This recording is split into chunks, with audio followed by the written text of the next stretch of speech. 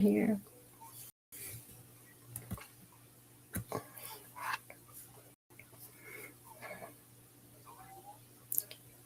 Seeing like somehow or another, I'm not ready. Where is I'm seeing that light from?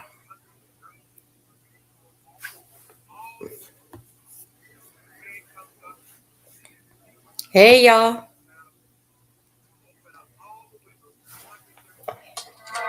Okay, let me see what it is. What it got me as. Did I don't even, I forgot. I don't know what it got me as. Did I put in the title to this here? I think I put in the title. Hold on a second. Okay.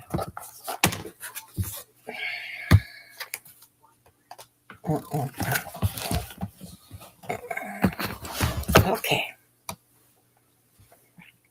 Hey y'all. Hey. Come on. Come.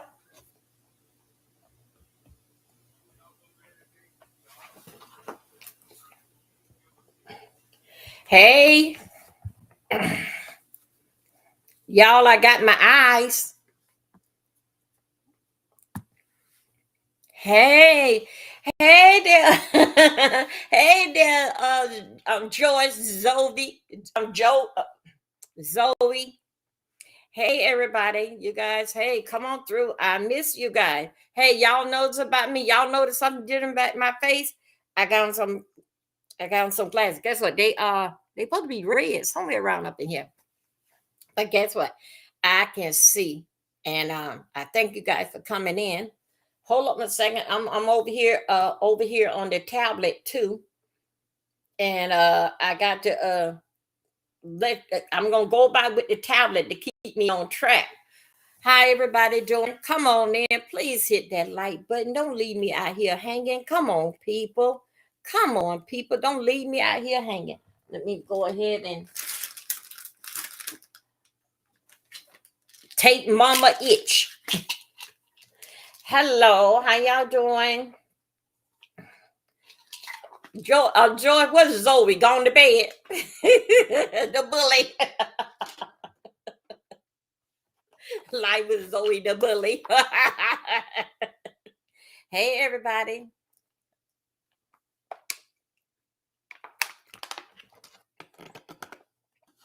I hope I don't need now another bottle of water. But if I do, I just have to stop and go and get it. Hey everybody. Y'all, I've been how's I'm doing? Okay, I'm still early. But anyway, I'm gonna tell you this much. I've been busy. Hey there, Shaba. No, not yeah, that's Shaba. Oh. Hey boo, come on in. Come on in, Shaba. Thank you. You guys, thank you. And as you coming in, I appreciate. Hey, I'm hotel. Oh, what's up? Oh yeah, we up. Yeah. Hey. Okay. Long time no see, you guys. You guys, I've been watching things, but I had this week here. I had it's a lot that been on my mind, and I had to get out there and do some things. Okay, and hopefully tomorrow I'm finished. But anyway, that's where I've been. Then during the nighttime, I was so sleepy. Dealing fact, like being out there in the hot sun, I say I'm getting up. I'm getting a hey, Mr. William, come on, boo, come on, just dropping in to give you're listening. Thank you. So anyway, that's where I've been, and I'm sorry. I said I was going to come live yesterday. Last night when I told y'all, I thought I was going to be able to do it, but well, all things basically is happening. I wasn't able to do it, but I'm glad that y'all are back and y'all forgive me. So this is the time that I come on. I'm just a little early today. It usually be 12:30 and 1 a.m. But I'm just early because I was just ready to go. I said, I don't want to take now another chance in going to sleep. But anyway, you guys, please thumb up my video as you come in. I used to have it those to let you know where you're at. You over here with me, and if you want to help and support the channel, is D Milton 04. But other than that, the biggest thing that you is you like my video and share me out, y'all. I'm gonna it's some stories. I'm so behind on the stories that I want to tell y'all about. But the first thing first, I'm gonna do this here first. I'm gonna do some B sector news dedicated that those want to come on in and get on out. I'm gonna do this here part here, but this ain't basic what we gonna be talking about tonight. Okay. Let me tell you the B sector news. Y'all, I know what y'all saying. I know they had packed their clothes. Somebody had told me I had did on my community. Let me correct some things on my community wall. Over there on my community wall, someone sent it to me and told me to put it on my community wall. They say, how are they leaving and when are they leaving? Are they gonna catch a boat, train, air, just all these type of things, right? Train. Well, Jay Wilson. Well, somebody said that when Jay Wilson went this weekend to Dallas, that they was on the train with Jay Wilson. Now, hey, Miss Darling. So that was at the Hey Sunshine. So anyway, they said that the folks was on the train with Jay Wilson. So anyway, I checked all my source. They was not on the train with Jay Wilson. Because after all, they say they was leaving.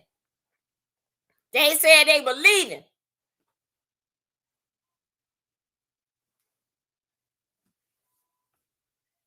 That gotta be TV. Hold on a second.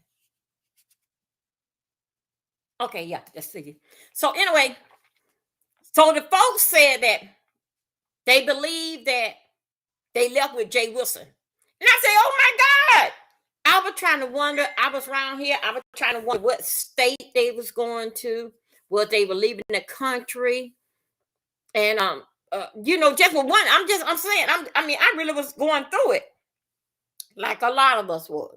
So when they said Jay Wilson had got on the train and went to Dallas, then they said that, and Jay Wilson took them with him. I waited until Monday morning, right? And I heard Jay Wilson talking about his weekend outing on the train. And then the folks said that Jay Wilson showed them the hotel that he was be staying in and said that they were looking around. They said they didn't see the folks. All right. Y'all, we gonna work a little bit. I don't know if y'all don't like what I'm gonna say, but I'm gonna tell you exactly how I feel because I don't give a damn. I ain't learned to get 59 years old to care about these damn people on here. Of course not. So anyway, Jay Wilson came live and said that, oh, I had a fabulous weekend. I went to Dallas. I got with my cousin and Boo had to work. Then I said, that's a sign right there. They was not with Jay Wilson because that Jay Wilson said that he was with his cousin. So Jay Wilson did not take them on the train. Lord have mercy. Lord be to God. Somebody came in my chat and just settled everything. I want to know what they going, were they driving a bus, train, how many cars was leaving. I was all about that. Somebody came in my comment and was very, very nice. And they said, Dovey, we know you was going on this here panic attack, knowing talking about that what these people was going. But they said that I know one fact, you won't be driving them because your van went into a lake. They said that they had took a Uber. Uber is going to take them to where they got to go. After all, they've been leaving. So I say, you know what? This person knows what they're talking about. Anyway, I just sit back and I wait. Y'all, let me clear y'all up. This here new sector, it just was something to give people something to talk about, including myself. A new sector. Where it already have done started right here in front of y'all. Is that Pizarro sector what she coming up with? The friend of me self, it already done started. It already done started. But only thing different is that with the excitement of it, changing it and how to promote it and all the time. That's what it. But it's already they don't already damn started it because guess what? If you happen to go somewhere, you won't be on with YouTube with the same name. You wouldn't be trying to take everybody with you wherever that y'all say y'all was going. Start it, get it from the bottom, get it from the root. because you did not. Hey, love, Blake, y'all, I'm back. Thank you. Get it from the root, because you never did got it from the ground, scraping to the barrel. You never did get it from there. And then sometimes that when you have not got it up there, that's why it's just how some people get so scared into starting all over again. Is I'm gonna have demon. Hey there, Trump baby. Though Whitey Bryant was going off on you, saying that you look like a predator. A pre- I don't know. I don't know. That's probably why that he have a child. That's why that he have a child in that sauna playing. Got that child playing with him in between his legs while he in that damn sauna. He got somebody damn child in that damn sauna between his nasty goddamn legs. See which one they looking for? If they looking for me as a predator, or they looking for that damn child, or they looking for his ass. How y'all doing now? I said I'm gonna work this shit. Y'all don't like this type of teaching, then hey, can't help it. This is what it is. So anyway, somebody said the doctor said the new sector still begging. Hey, Dr. Sophie, not the new sector. It's supposed to be a new come up, a new beginning. The frenemy sector, all this damn shit supposed to be one, but it's the same old motherfucker that's still down with the hand out. Let me tell you something. When you are doing something new, all about you is new. No. Because they did the fact that they know that did in fact with the situation with such name, it gonna take a while because when you get it from the ground, it is a slow thing. But if you already got it, if you already have it, just be careful in order to keep it. You know. Okay, let's work here. Let's work here.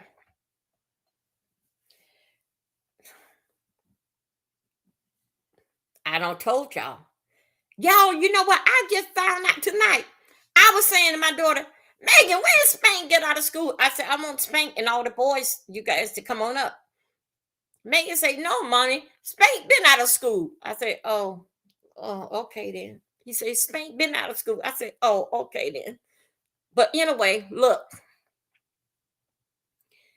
My daughter took me on a video thing inside Spank's room, showed me all his stuff that what she heard her mama say and what she got from her mama that she won't get credit. Had all his stuff stacked up on top of the shelf. Cleaned out the backpack and everything. Got it stopped on top of the shelf. Mm-hmm. That is what you call a single mama. Okay? A single mama. Mother.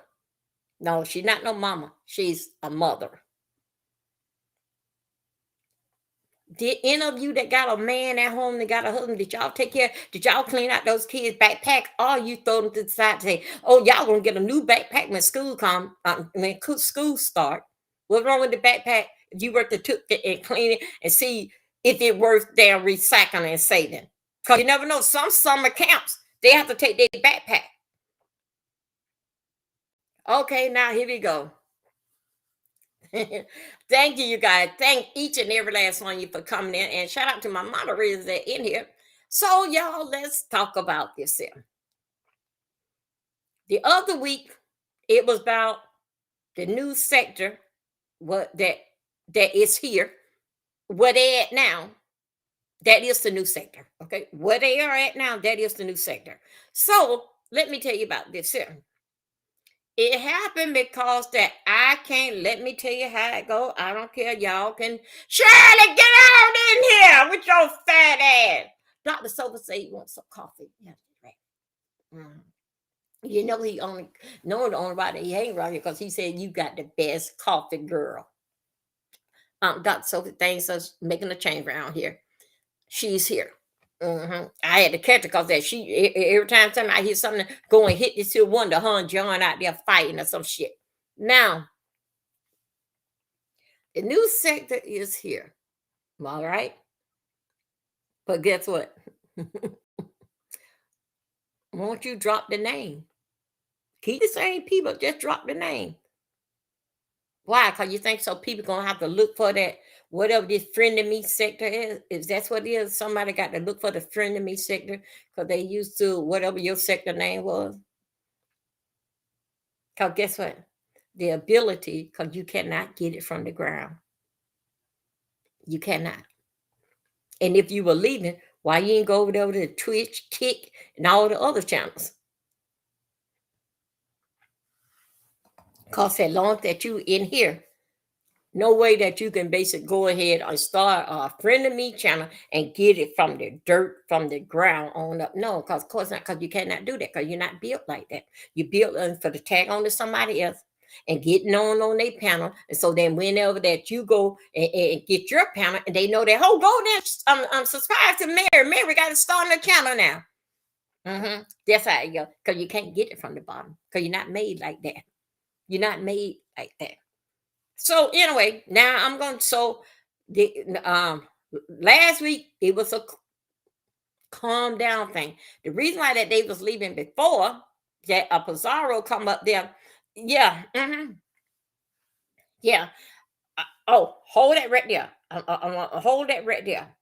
Y'all, all this is just basic dinner fact with Dobie says. I'm a grown ass woman. I'm only just 59 years old. And 59 to me, that is what you call 60. Okay. So let me go back here. Reason why that it was the situation with I'm getting up, I'm finding me another set. I can because that VS was in their ass. Okay. Wish that y'all can stop the damn bullshit. She don't been rescued, found, and every damn thing. That wish that it ain't nothing new. We already knew.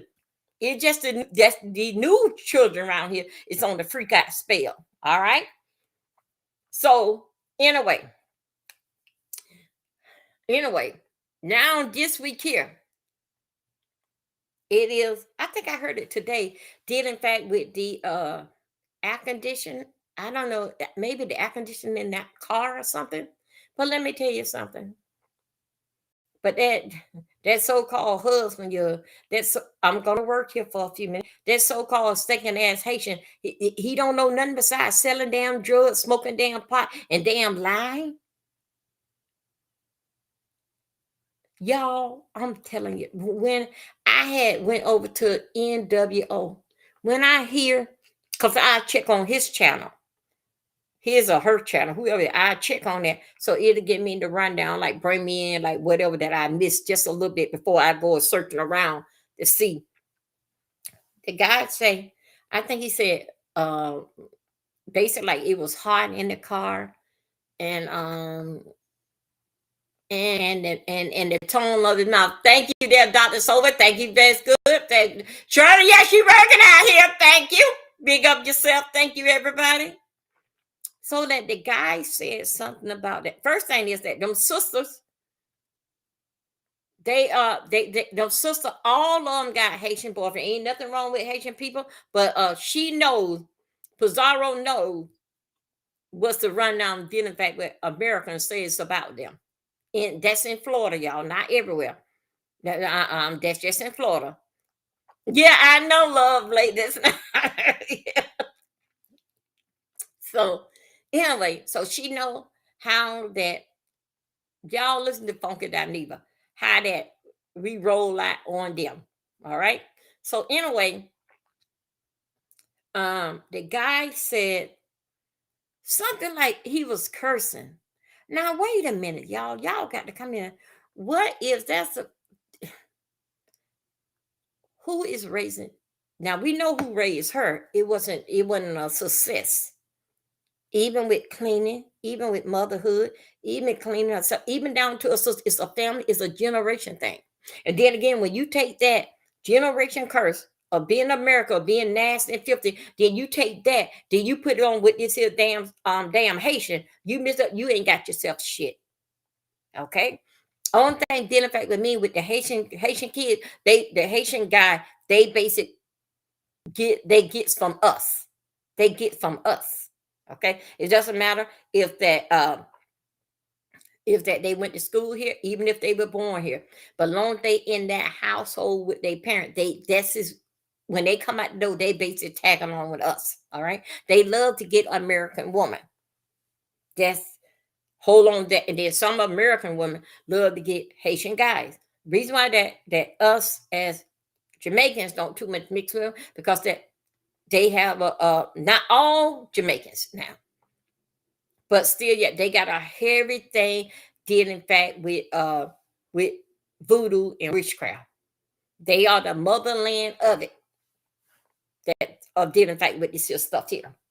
They the one that can go and have somebody. Y'all ever like had like a dog and you can look in that dog and say, you look like Peter. Peter, are you in there? Okay, well, they are the type of people that, especially it's the women, if they are in hate, like they supposed to be, the man come over here, supposed to make grounds and make money and send it back home. Now, somehow or another, the man would get over here and get hooked up with an American woman. Okay, somehow or another, the man would the over in their country in Haiti, they would do something, some kind of witchcraft stuff to make the man all of a sudden have a sudden death and die. So the American woman, basically, majority of the time, they shift them back home. All right. Now, when they shift them back home, they really that that I know because that when I grew up, my the my childhood friend, they mama had married a Haitian dude, and anyway, when they got them back to Haiti, come to find that I can't. I know it, but it was gonna take too much for me to get down there. But I want to stay on what I'm saying.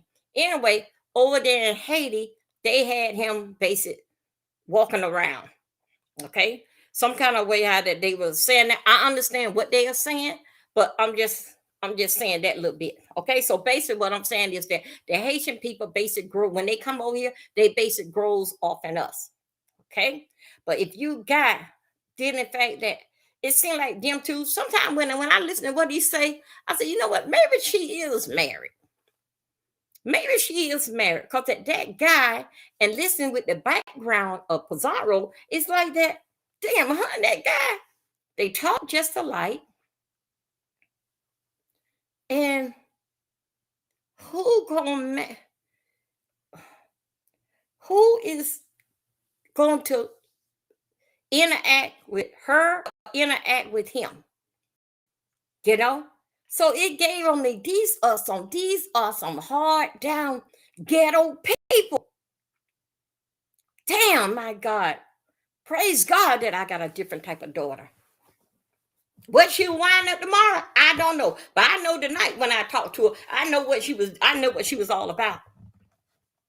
So anyway, I sit there listening to him while what he was saying in the car about the AC. I shake my damn head. Damn. Mm-hmm. Yeah. They talk like they cousin. Like, yeah. Mm-hmm. I shake my damn head. Damn. Then I thought about when she was talking to the kids about the kids was eating her stuff. She, I guess so that she wanted us to hear. She forgot about the mute, but the kids came in and they were eating her food or some ice cream or something that she had, and she was screaming and cussing them out. Well, then you ask a mama why you ain't have something ready for them to eat when they come home from school. They want to eat your ice cream or whatever in the fridge, and they know not to touch your stuff. You mean to tell me that when your kids come home from school, you basic news say, okay, y'all put your backpack up. How I did when my kids already had something ready for me because they haven't ate lunch since what, like about 10, 11, 12 o'clock at school. Then when they come in, they be ready to eat again. So anyway, when I listened to that, I said, dang, man, I know how that she had no curse the kids. And then when I hear this guy talking, that's not only the first time we heard that guy talking. Remember, they were doing some kind of celebrating. Him and her just were chilling in the car. And the guy, they was drinking and getting high in the car, celebrating his birthday, and then somehow or another he told Ness she can come and suck his so and so. Okay, y'all, let's get ready. Let's get back to this here. No, yes, she started. Yes, she had started a job. No, she don't quit that job. Is Zara working now? No, because if somehow or another, then the fact that they don't found another type of way to skin the cat with the food stamp thing. Cause really, Pizarro didn't need the food stamps. She really, cause that the sister is the one that got what they call have the kids. Because at Pizarro and everything basically coming back and when y'all may thought that I'm just talking crazy, but Pizarro had lost those kids. Mm-hmm. Pizarro's sister got it. My child. This, remind my child. Yeah, she had lost those kids. Or her sister had those kids. Now, when she lost her Section 8, yeah, she was on Section 8. She had lost her Section 8. And that's when the thing had come on, dealing back with the that she had on move with the boy. Because I remember she was going back when she would move with her sister and she would move with it. Somehow or another, I didn't hear no more of it. But anyway, that's when that she was doing a lot of like in the car. And she would go down there to the park. But her sister have yes, I would say yes, she do got kids, but her sister is over those kids. So basically, it doesn't matter. It don't make she don't have to work because that her sister is over the kids. So her sister get the food stamps. So then she don't have to work. Okay, so we'll cut that out right there. Y'all, I've been picking this thing here again. Look at that. Oh, oh, all about a hair bump ready now. Okay, so no, she's not working. No, she don't have to work because the only thing that she got to do basic, her kids base is take care of her because the sister have the kids. Okay. When I heard that the heater, no, not the heater, the air conditioner was, I think it was gone in the car today or something. It's like that. Damn. Every other week. She gonna find a glitch. That's why I was hoping that she go ahead and rename herself and get her a new sector because guess what? Those people, they really don't all of them don't know the cause and the fact of how she that she gets in need. Okay, a lot of them basically don't know that. Gets in need, says this is happening, that is happening. Y'all, okay, now you got that. If she were to get into a new sector, she could scream out dealing fact with Cash App because she's supposed to have a whole new group of people. But if you're taking these people here, they all know about you. That's why that when you get it from the dirt, real people nobody don't know you, so you can train them. But right now, just going taking these people here over, taking these people over, taking these people with you, those that want to come over to the new state now, we're gonna have a lot of fun. We're gonna have that. No, it's the same old damn begging and bullying shit. Same old different stuff. It ain't nothing changed. You want to change? Leave off on YouTube and go to Kit go to Twitch. Go there. Go on Facebook. But guess what? You can't go a place that you don't know. And you're too damn dumb to take the time to look at it. That if you do go off on YouTube, go somewhere else. It's benefiting you. Because you ain't got to worry about the people on Kit. You being a whole different people, whole different group.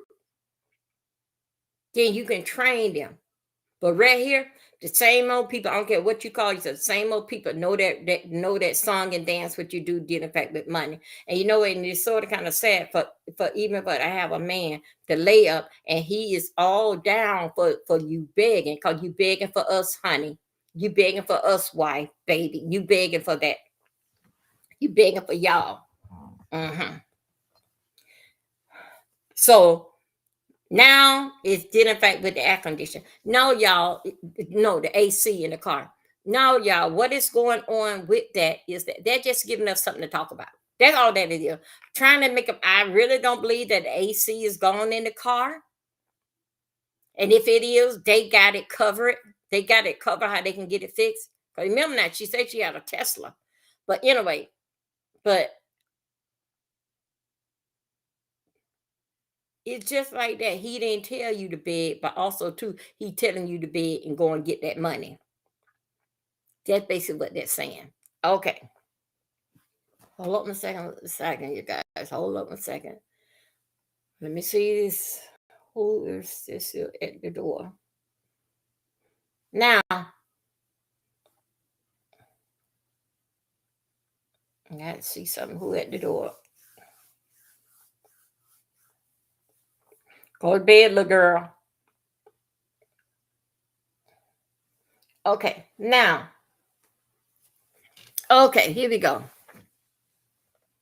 So anyway, this all just something just to do for the next couple of days until they come up with something else pops off so they can get it and run and tell. But this one here just was something to bring out. I don't really think so that the AC in the car is gone. If it is, as a man, he should know.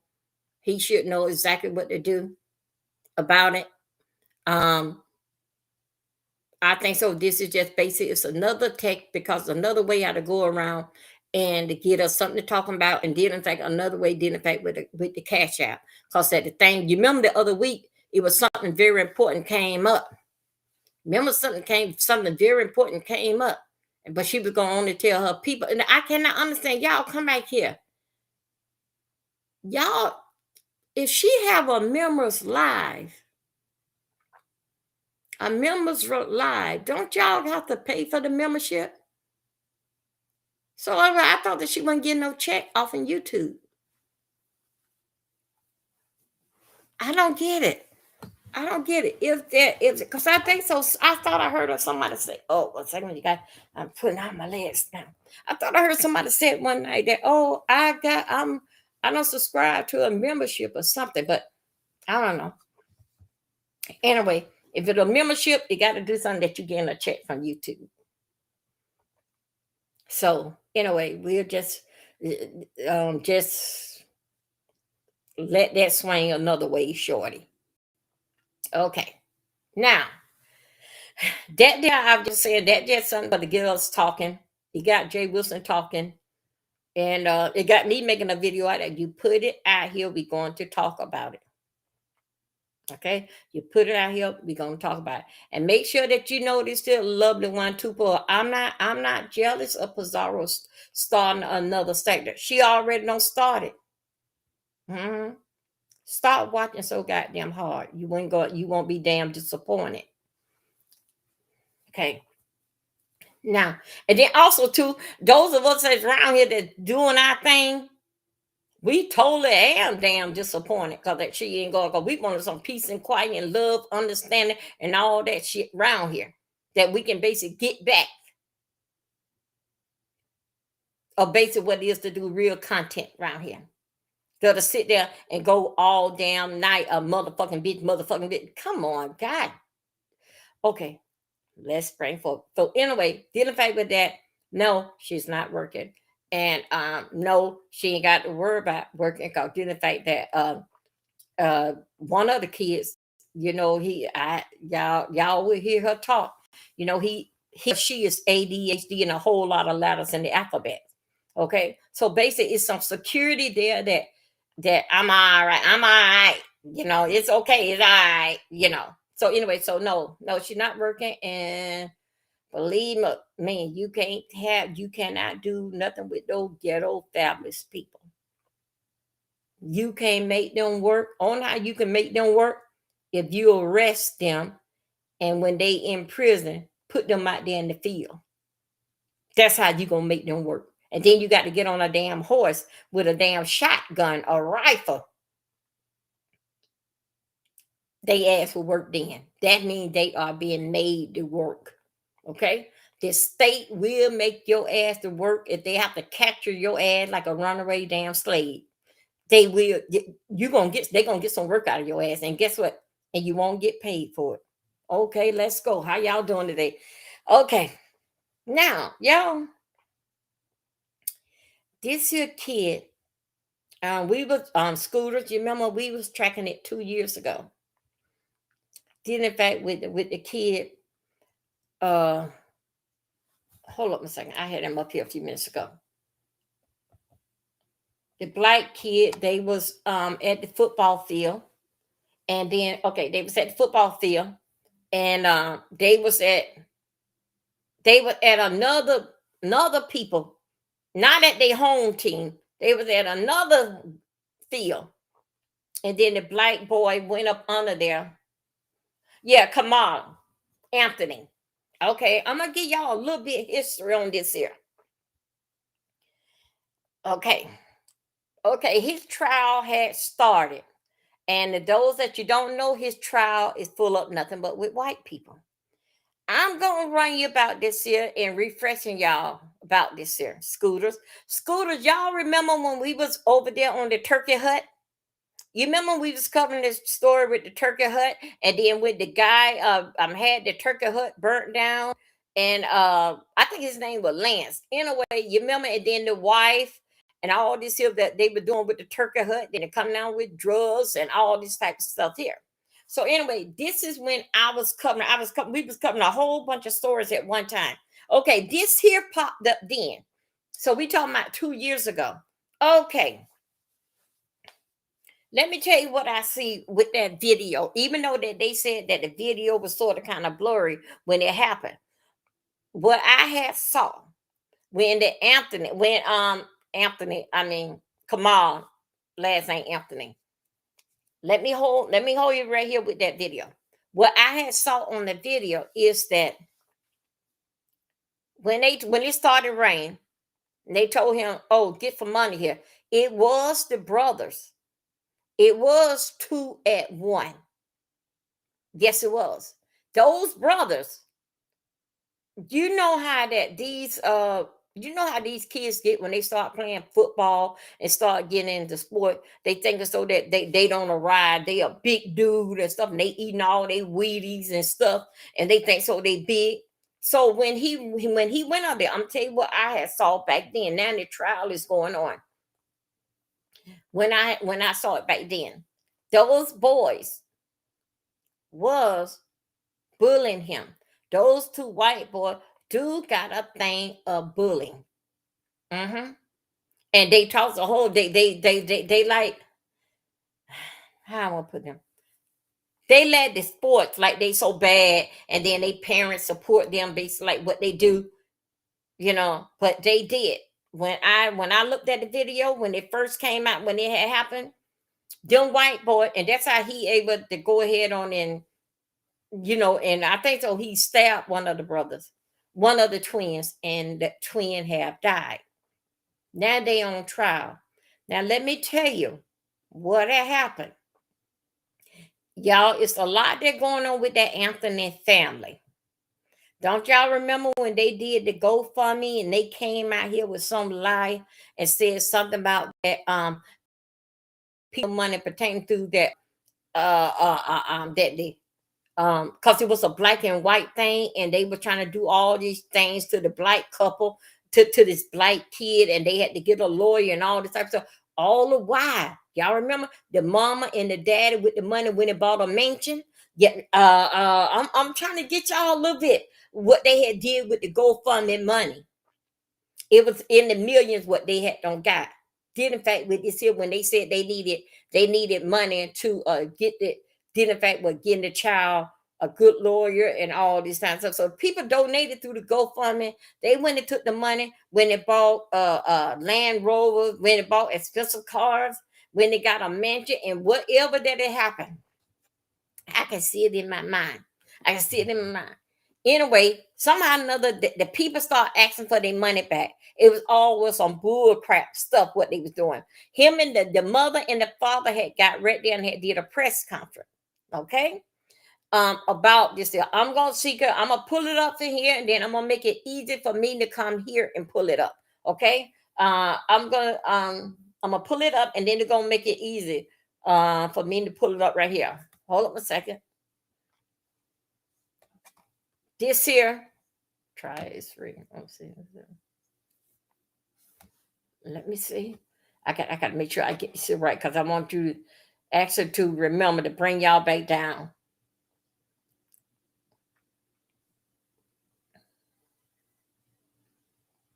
Okay. Okay, let me hold it right there. I'm gonna get it from I'm gonna get it for law and order. Hold on a second. Hold on a second. Cause Scooter, we went over this here. Hold on a second, y'all. Give me a moment.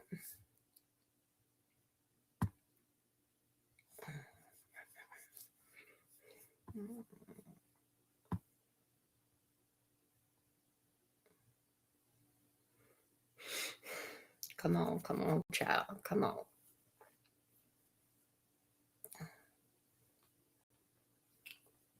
Okay, let's go right here. I gotta put this up in here. Law and order. Okay, here we go. I think so. I just saw it. Okay, here we go. I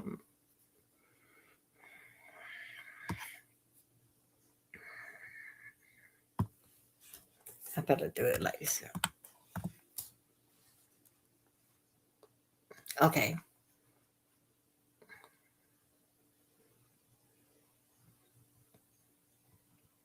Let me see. Is this? Let me see that it's on here. Oh man. Let me see.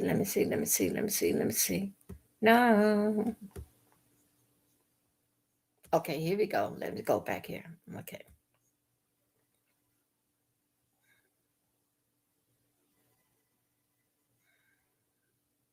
Okay, now. Let me go right here. Where is it? Where is it? Come on. Okay, but I'm gonna have to go back. Oh, that's not too far. That's not too far.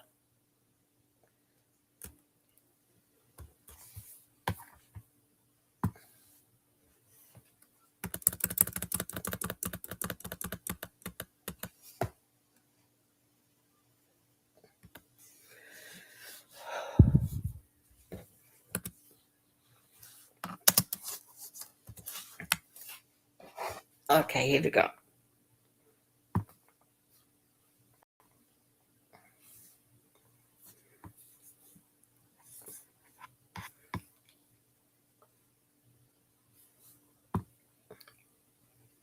Let's just get it. Okay, come on.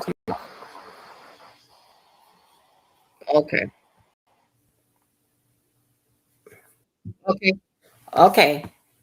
Let me bring you guys up here. Let me share this here. Let me go share. Okay, here we go.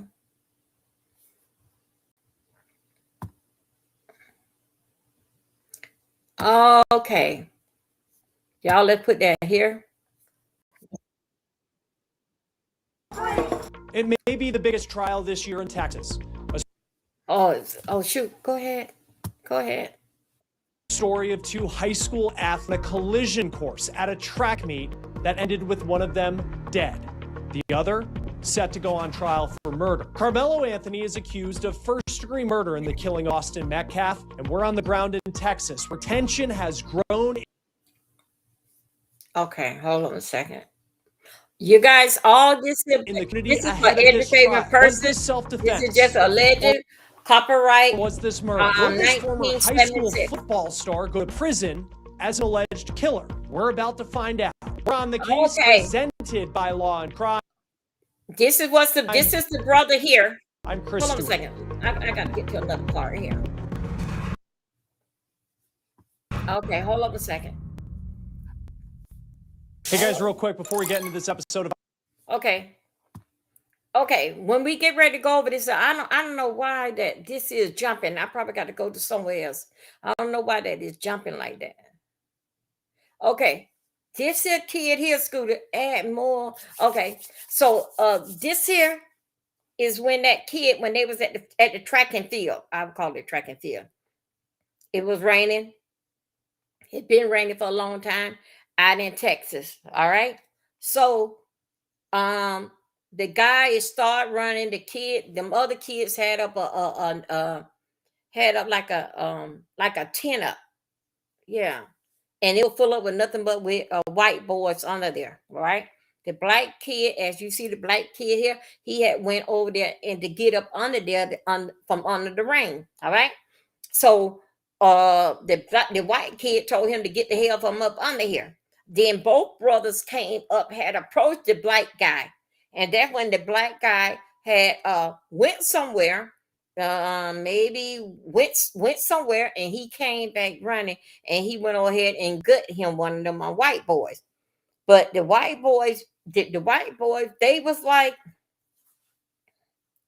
they more like, for what I had looked at it like that, like they are bullies. And then I can understand the kid. The kid is one, two against one. But no, what the kid went wrong at is that as he went back to get this here weapon, he could have stopped by every teacher. Yeah, it's no black jury. No, no, they don't have no blacks on jury, and some of the white people say that. Oh yeah, I can do a fair thing. With us being all white, we can give a fair trial, but you know, that's basically what happened. That's basically what is happening. So anyway, I'm gonna see, could I like make this here a little bigger, and then maybe like sit myself on the side, and all this here basically is a legend for educator purpose, copyright 1976. So I will not be done. I'm just trying to educate you guys, just doing a recap on this here, and bring y'all up to date, in fact, with the family. Now watch this here. I'm gonna put you guys right here. Let me see if I can get it right here. Come on, let's go, child. Okay, now let me go over here. I'm gonna speed it up. What part do I want to get? Hold up. Come on here. On the case, I want to tell you about the app Upside. It gets you cash back on everyday purchases like gas, groceries, and takeout. All you do is download Upside for free, claim an offer at one of their 100. Here we go.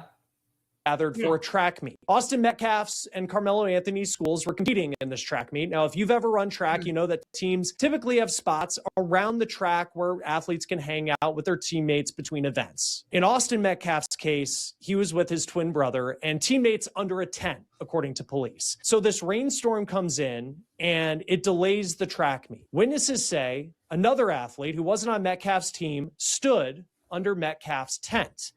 The name of that athlete was Carmelo Anthony. Carmelo Anthony, class of 2025, Centennial High School, Frisco, Texas. This is video of Carmelo Anthony mic'd up for a football tournament for Carolina Sports District on YouTube. Now, Anthony and Metcalf, they were both football stars at their high schools. Metcalf was actually taking some pretty big recruiting visits, and he planned to play at the next level. Anthony also posted on social media that he was receiving scholarship offers, and he planned to play college football. So you know a little bit more about them now. And you have this rainy day at a track meet, and people were looking for cover from the rain. So Anthony goes under Metcalf's tent, according to police. And at some point, the two of them get into a confrontation. According to witnesses, Metcalf told Anthony to leave his team's tent. And at that point, Anthony allegedly reached in his bag and said something along the lines of, "Make me." Now, here is what Austin's twin brother told WFAA television. There was this kid, before I knew his name now, this kid was sitting under our use your YouTube and block him. Wait a minute, hold on a second. Started getting aggressive and talking reckless. Wait a minute, you guys, hold on a second. My brother stopped there, said, "You need to move." And he's like, "Make." Wait a minute, hold on a second. Wait a minute. Hey, sweet one. Hey, you. What happened? YouTube ad blocking Miss Dowie. Please Google it. Ad blocker. Do it now. Wait a minute. I'm trying to figure out. Do he want me to do it now? I don't know. I suppose do he want me to do it now? Tell me. Dr. Sophie, do I use it now and how? Okay, here we go. We're gonna do something right here. Okay, got that. Okay, let me get it. Get in here. That's right. Come on now in here. Okay, let's see. This gonna bring y'all up to date. And meanwhile, I'm gonna be searching with y'all and tell you what the parents was did. Okay. Now we're gonna watch this here while I get the parents of what the parents had did to bring us all up to date. Did the coach tell him to stand under the tent? I don't know. Here we go. I'm gonna see. Me move, Austin grabbed his backpack. This kid, Okay. I went around as fast as I could. I didn't see the stab.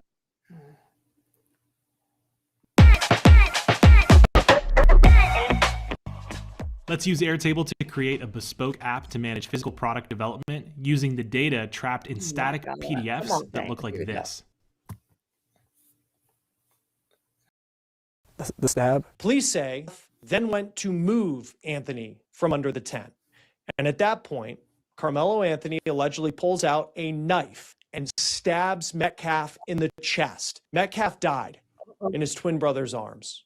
Now, what Anthony allegedly did next could be very critical in this trial. So Anthony allegedly ran to another part of the track after stabbing Metcalf. And when police arrived, the first officer to make contact with Anthony wrote in the arrest report that he asked Anthony to put his hands in the air. Then Anthony allegedly said, quote, "I was protecting myself." The officer also said that Anthony told him, quote, "He put his hands on me." And when the officer said he had Anthony in custody, the teen allegedly said, quote, "I'm not alleged, I did it." Police say Carmelo Anthony ditched the knife and ran before he was arrested by officers who note in their reports that Anthony was hysterically crying when he was arrested, and he asked if Metcalf would be okay. Now, a critical piece of evidence in this case also is going to be surveillance footage. It exists.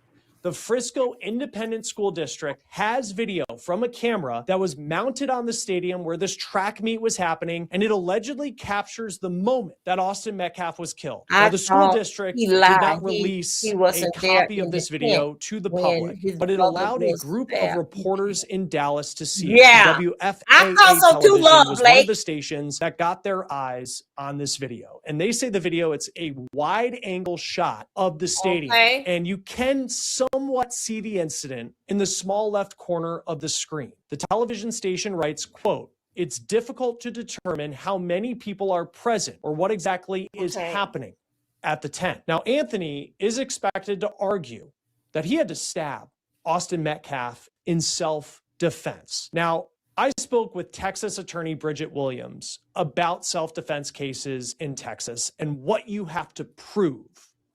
And she says that Anthony may have an uphill battle making that argument. But what I would say is that he doesn't necessarily have a very strong argument there for self-defense. Hopefully his defense counsel has something that they're going to be talking about in trial that we haven't heard yet. But based off of just what the law is right now, you have, as self-defense, you have to bring equal force to whatever it is that is assaulting you or that you are presented with. So if someone is pushing you, you don't necessarily have the liberty to go back and shoot them with a gun or stab them with a knife, right? Equal force for pushing would be back with your hand, right? That is equal force. And so it rises above equal force for what we would consider for self-defense on paper. Now, at the same time, you have Carmelo Anthony allegedly telling police that he felt threatened. And the prosecution is going for first-degree murder in this case, meaning they believe this was premeditated. Okay, y'all. Okay, yeah, okay. I'll come back there. You guys, yes, that part, yeah, I can see exactly what he said. That is true. Did in fact that he felt threat and all this here. No, I'm not trying to pick size anything with this here Leonard because it's a black kid and white. I'm not trying to pick size, so but yes, it is that the way how it went down. it wasn't. Damn, man. Damn, you know what the deal is with this here shit. Hey there,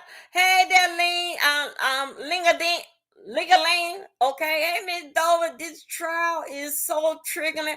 I'm praying for our young. Yes, right. Yes, it is.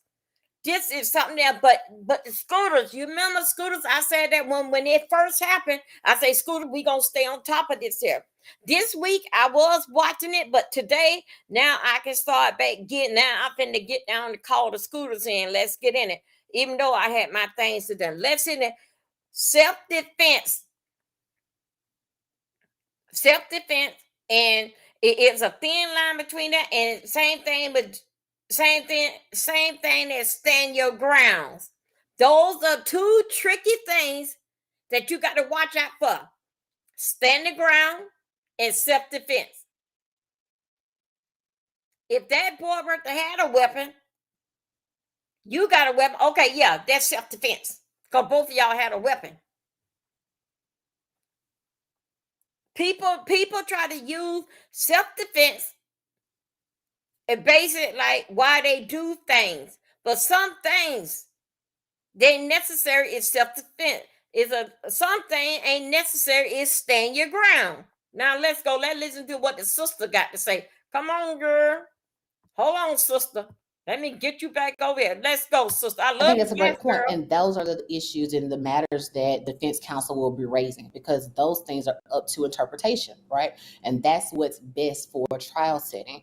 So again, on paper, it's supposed to be I wish equal he force. would But when have- you move forward to a would trial, not the have defense used counsel that. is I going to wish be it did, but I'm gonna discussing beat him and how my he brother, felt that this with my was in fist. fact equal. This Them was the boys reason look why like he felt bullies, that them he two white needed to do boys. this in order to save his life, or why he felt it was necessary in order for him to walk away alive. So he had to do this, otherwise he didn't feel like he would have been able to walk away. Anthony was initially held on $1 million bond. But then the judge in this case, less than 2 weeks after Carmelo Anthony was arrested, lowered his bond to $250,000, and Carmelo Anthony was able to make that. So Get on in he here, has been out y'all. of jail as this case has moved forward to a trial.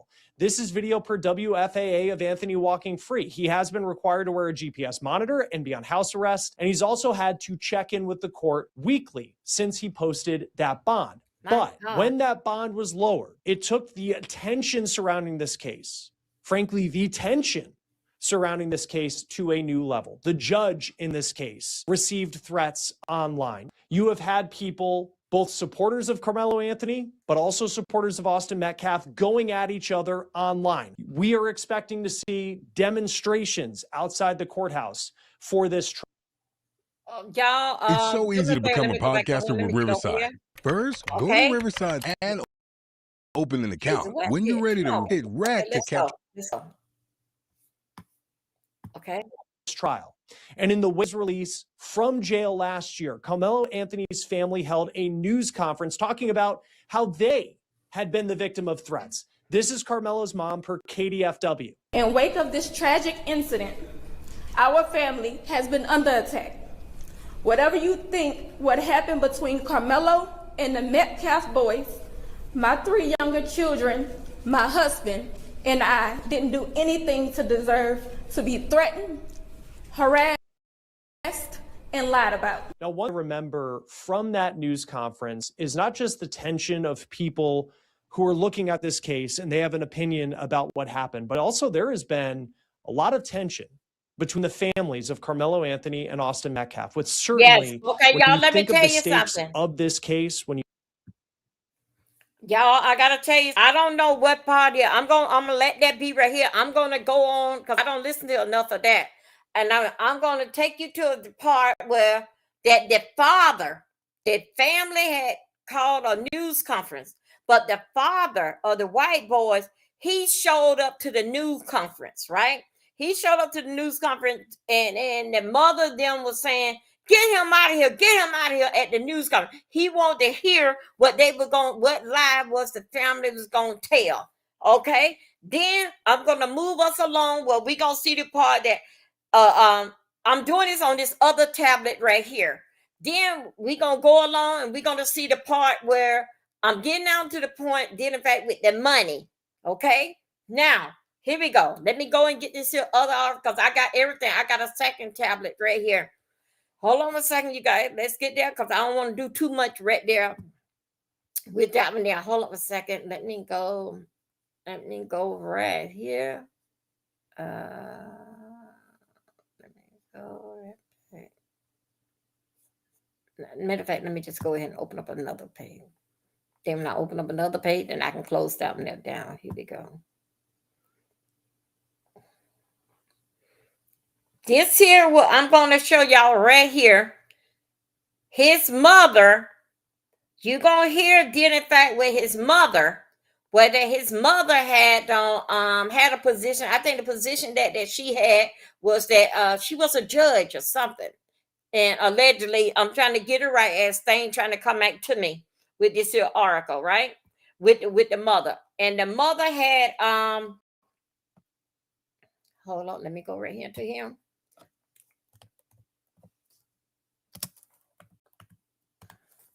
What they had did with the money, had done went and bought a whole big mansion. Okay, okay. Let me see. Let me pull him on up here. Let me see. Come on. Okay, come on. Let me see. Okay, come on here. Let me see. Could I get it? No. Come on. Let me go right here. Hold on. Let's see.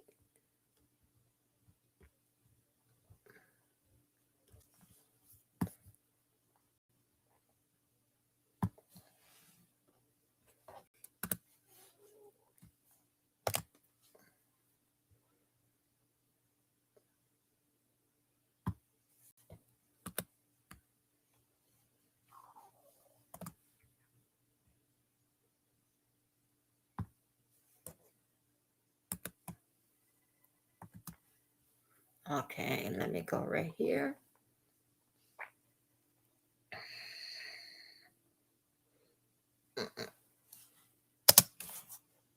Oh, shoot.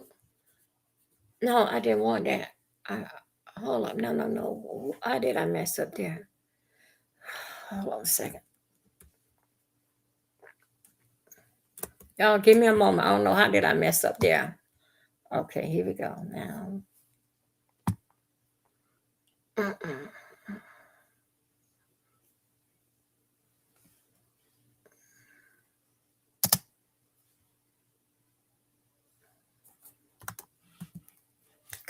Come on. Okay.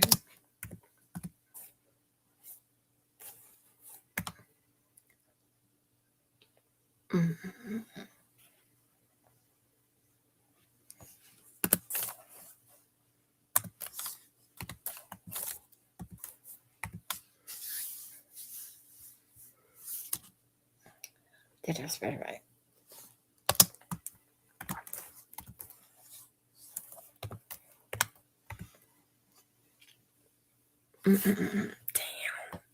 Damn, Dovey. Damn, girl.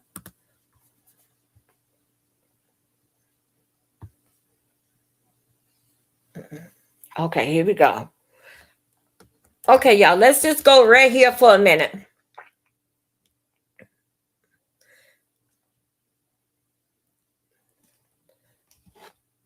Let me see how this is gonna. Is this the one that? I don't know. This is the one right here. Hold 1 second. Okay, let me see. I'm gonna see exactly what this kid is talking about.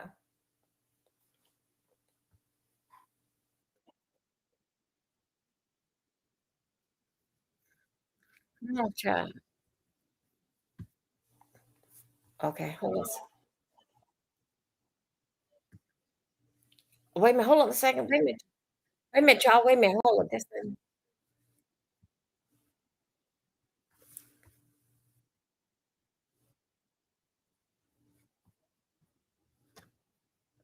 Okay. Where is it?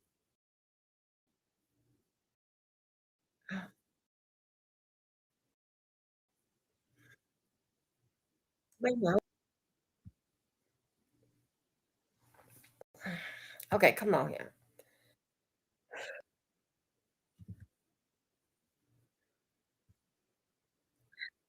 Damn. Come on, dang. Y'all give me a moment. Everything will be taken care of, baby. Just trust us. Prosecutors allege this wasn't Okay. just a comforting mother. It was a code, a warning, or worse, a promise. The state claims the timing of this call is damning. It happened 37 minutes before Austin Metcalf's last known Hold up, wait a minute, you guys. Let me get this. location pinged. They You're say right. the parents were already in motion, already making the decision that would lead to a fatal confrontation. You're sitting in the courtroom when they dim the lights for a second exhibit. come on, This why time, this thing not a won't come call, about, but a y'all? time. Yeah, I don't know why it's Mine, not a coming digital up. map. Come on, The come on, state come on. lays out minute-by-minute I movements don't know pulled why. from cell tower pings, This is what the bank parents done logs, bought with the and money. surveillance feeds. It's methodical, almost cold, Okay, here and we go. that's exactly the point. At 6:42 Hey, everybody, hey, p.m., Red Carmelo's Meat mother Boo. leaves the house. She You texts going no back to one, sleep? calls Okay, no boo, one, thank but a you. license plate scanner picks up her car on a back road near the Metcalf residence just 11 minutes later. At 7:03, Carmelo's father withdraws $500 in cash from a bank ATM. Despite reportedly never using cash in years, he makes no purchases, no notes of explanation, just a silent transaction in a nearly empty parking lot. Y'all, Then this at is for 7:26, education that purpose. This final is doing phone a call recap. happens. The one prosecutors say was more than just a good luck Hey, call. Joycey It was, Boo. in their words, a pivot point. After that, everything moves faster. Surveillance captures both parents' cars on the same highway exit ramp. A traffic cam spots one of them circling the block near Metcalf Street. The timeline ends at 8:02 p.m. We The gonna get time on to that neighbors GoFundMe reported a money. sharp scream followed by silence. Prosecutors rest their case with that line, and the camera pans to Carmelo. He's not crying, but his eyes dart from screen to floor, from the map to his own hands. You get the sense he's replaying everything, wondering when he missed the signs, wondering if the last words he spoke to his mother were innocent, or something he'll never forgive himself for. And now the public is torn. Was Carmelo just a son caught in the middle, or did he sense the storm coming and choose not to stop it? Would you have put the pieces together Okay, in wait a minute, hold time? up. Wait a You minute, don't back hear it the up. words Wait a first. minute, y'all. You Hold feel up, the hold up, silence hold up. that I comes gotta do after. something real The quick. courtroom is packed, but Wait it a minute, might as y'all. well We be missed empty. something. We missed something. Let me go back over in here. Wait a minute, y'all. We missed something. I'm gonna track it back where I think someone just came in and said that the boys they lied and said that they didn't knew him. Then also too, you gonna see this here big house what the parents bought with the money. Okay, but you supposed to be getting your son because that they said that this here was a Rachel profile thing that was going on towards her son, and she said that and they were donating money to free the little boy, free her son. All the while they took the money and bought house, cars, and everything. Whatever another, their ass goddamn got in trouble about it. Hold up a second. Let me go back here. I need to back this up for us. Let me see. Okay, come on here. Let me see. Can I back up? When the audio begins to Hold on. play, Come on, it's the wait. final Okay, here we go. Let's go back here. Okay, let Junior tell us what happened. Come. Okay, now talk.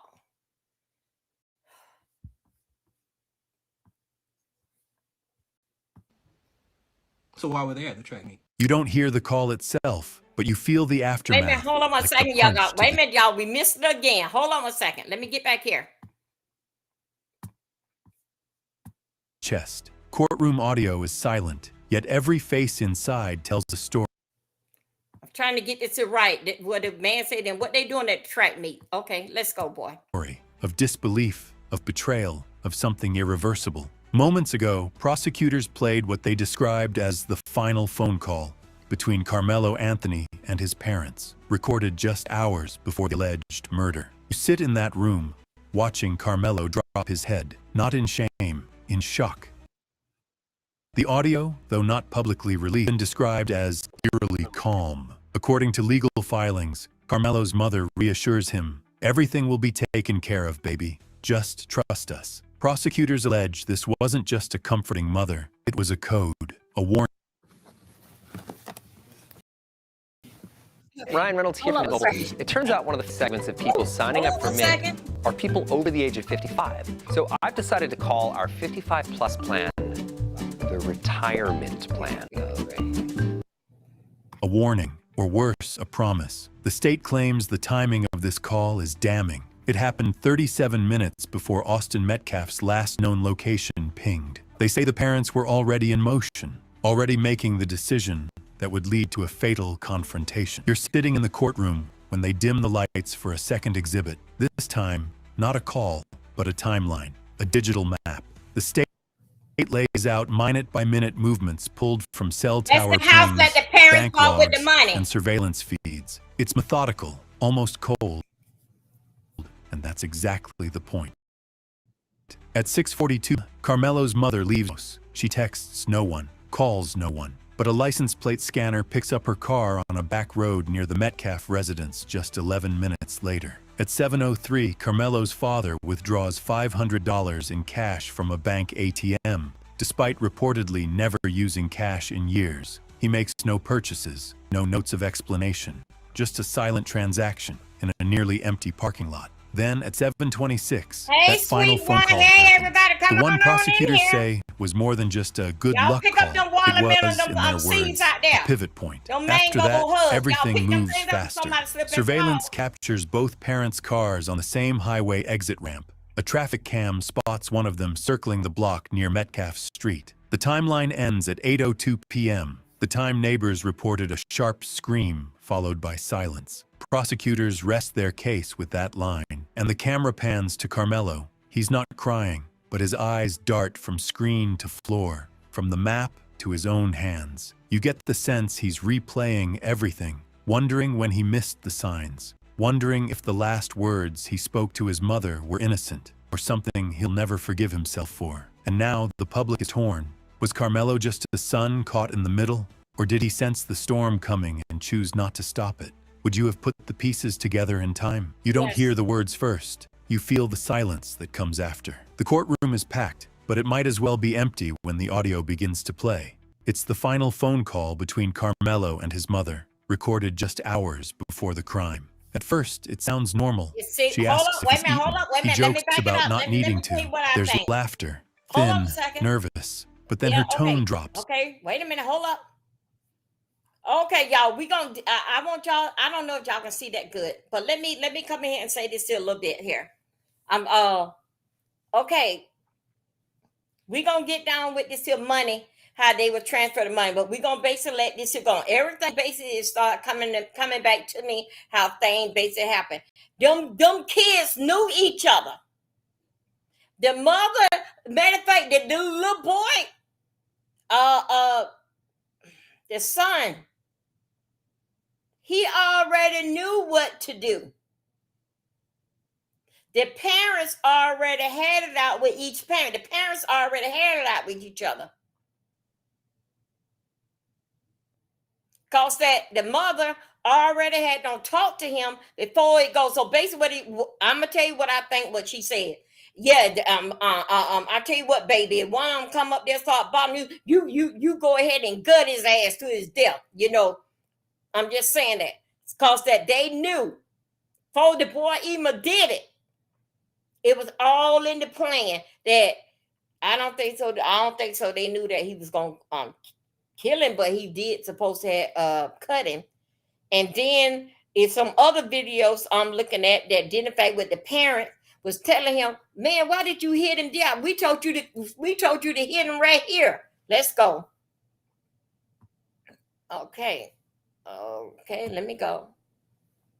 Like she's weighing something. You hear her say, no matter what happens, I need you to remember who you are. We do things for the people we love.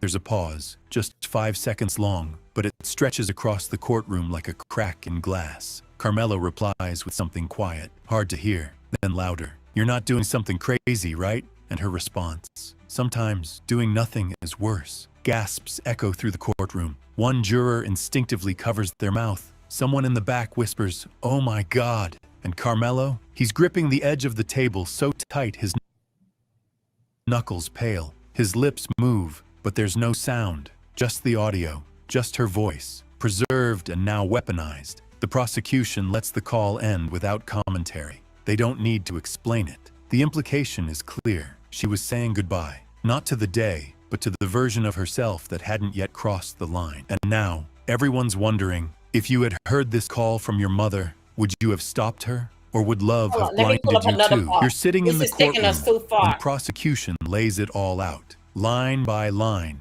timestamp by timestamp. They argue that the now infamous phone call wasn't just a conversation. It was a soft confession, a farewell cloaked in affection, and in their words, an emotional cover for a premeditated act. They bring in a forensic audio analyst. He doesn't raise his voice or dramatize a thing, but when he says, the tone in her voice shifted precisely at the same moment.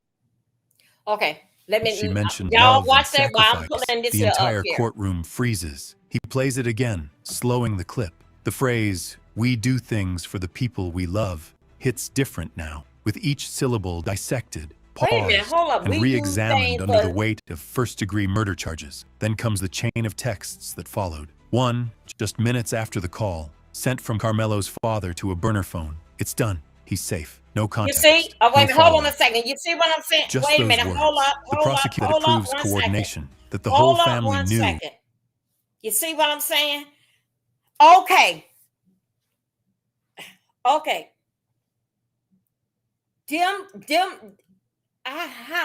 Parents, how does y'all look like that? Y'all put y'all son up to do that. He know what he was gonna do is to go by them boys. He knew it. The parents did not, that family didn't get along with each other.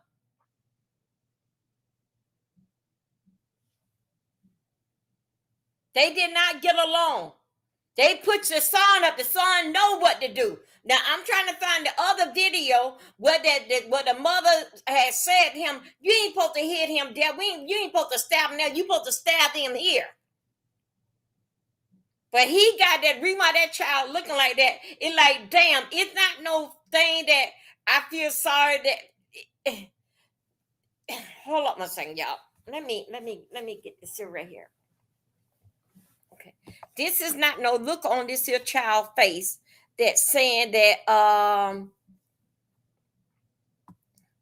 this ain't no look on this here boy face saying something about, oh, I don't fucked up. No, this boy here, y'all, I had a lot of videos of it. If I take my time, I would get them, but no, this boy here got a look on you say like he don't have no mad look. He got like a disbelief look on his face. Mama, I did all the boy is going to say that. I did what y'all told me to do. But still, yeah, they start living high off the hall after they sent out the dog whistle and everybody started donating money. This here was planned. And the mama and daddy had made it with the money. Start living off the money, but they got into they into some trouble too. I forced him to do that. Okay, I'm looking at something over here. Boy, these damn people, my God. Hold up a second, y'all. Let me go back over here. Let me get it back playing. Happen. And when the camera pans to Carmelo, you see it. He won't look up, won't make eye contact with the jury. It's not shame. Come on, thing. When I saw the meme was available, I was like, I'm seeing it, I'm trademarking it, I'm going with it.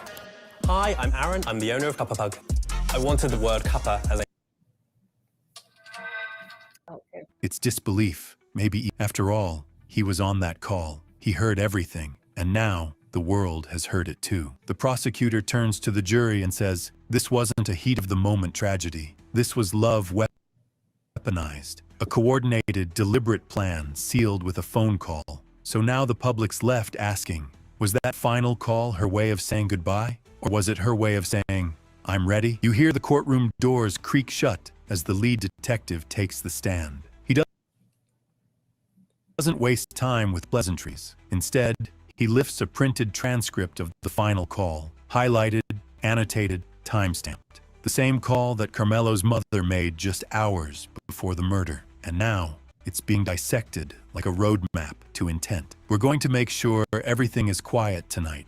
That's one of the first lines he reads aloud. He says it wasn't just a throwaway sentence. It matched the exact time the surveillance footage showed her pulling into a nearby alley, far from her usual route home. Then comes the real twist. On the call, she says, "Don't forget the red bag." The detective explains that investigators later recovered a red duffel stashed behind insulation in the garage. Inside, the clothes she wore that night, and residue from the same chemical found on the weapon. A gasp escapes from the back of the courtroom. You watch as the jury stares at the transcript like it's a confession written in plain sight. They just Every showing up the sentence same from that old thing call over. suddenly feels like a breadcrumb. A quiet tonight becomes a code. A red bag turns into a smoking gun. And when Carmelo's mom ends the call with, "We love you no matter what happens," it no longer sounds like comfort. It sounds like a warning.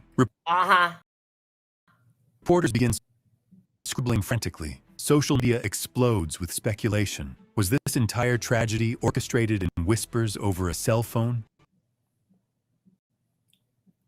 Them boys had Public's knew divided. each other. Was it just an The emotional parents them was farewell, all or the did every time soft fighting. word carry a deadly double meaning? You sit in silence as the audio from the call continues, this time from Carmelo's side. His voice cracks mid-sentence. He tells his parents he's tired of the drama, tired of the stress, and that he just wants things to go back to normal. There's a pause. Then he whispers, "You're scaring me." That line hangs in the air like fog. Prosecutors replay it twice for emphasis. It wasn't just a son reacting to emotional parents. It was someone realizing, in real time, that something terrible might already be set in motion. In the courtroom, Carmelo can't look at the screen. He stares at the floor. His lawyer rests a hand on his shoulder, but Carmelo gently shrugs it off. You can tell, he doesn't want comfort. He wants answers. Answers he might have already buried deep inside, hoping he was wrong. One line from the call suddenly cuts louder than the rest. "Don't pick up your phone after 10, no matter who it is." It wasn't phrased as advice, it was a directive. That, prosecutors say, shows premeditation. It suggests they didn't want him caught in the crossfire, at least not literally. But it also meant he couldn't stop it either. Then the defense pipes up. They say Carmelo was manipulated by the media. They claim this audio was taken out of context, that it was just a family trying to hold on under pressure. But for the jury, hold on 1 second, it's you guys. no longer about I got media something right here. I narratives. don't find It's about it. tears, Closer and distance, closer. and silence between the lines. Come on, go right here. Now everyone's asking, did Anna murder and Yeah, say the nothing? Or parents was had he planted that. just a scared kid And caught now in that the they wrong son is storm? hard The on court it. falls into an eerie Hold on a second. stillness as the final moments of the leaked call are played. Carmelo's voice fades out. His parents go quiet. Nothing but ambience struck. On the prosecution side, a forensic analyst confirms the call ended just 19 minutes before the attack occurred. That timeline alone sends a wave through the room. Jurors shift in their seats. One woman clasps her hands tightly in her lap, down, her pen moving fast. The defense rises, trying to regain control of the room. They argue nothing concrete. This was a family torn apart by pressure, not criminals orchestrating a killing, the lead attorney says. But even he sounds like he's trying to convince himself. Meanwhile, Carmelo remains motionless. You see him blink slower now. His chest barely rises. It's not just the weight of the moment. It's the weight of realizing that deep down, he always knew what the tone in their voices meant, knew what wasn't being said, and maybe even knew this day would come. Outside, news outlets break the story live. Reporters shout into microphones about the call, the timing, the eerie instructions. Protesters light candles near the courthouse steps. A sign reads, "Truth always rises." And now the public is left with one final question. If your loved ones told you something that sounded like a warning, would you ignore it, or would you speak up, even if it meant exposing them? Hold up, you guys. Pets acting funny. What's up? Ask a vet on Just Answer. Info on behavior changes, dietums, and more. Chat anytime. Connect now. Come on.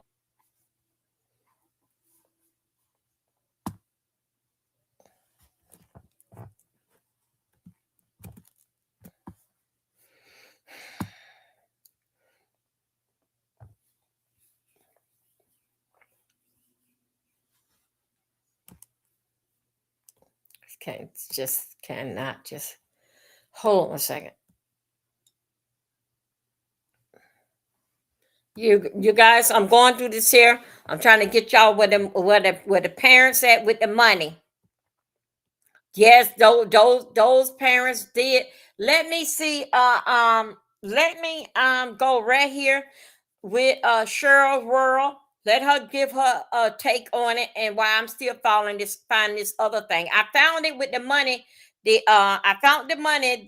The one that was talking about the money. I found that, but I'm trying to do something right now. I want to get that whole article up.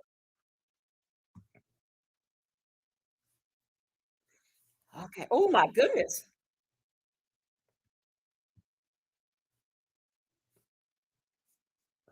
Where are we? Hold on a second. I'm trying to figure out.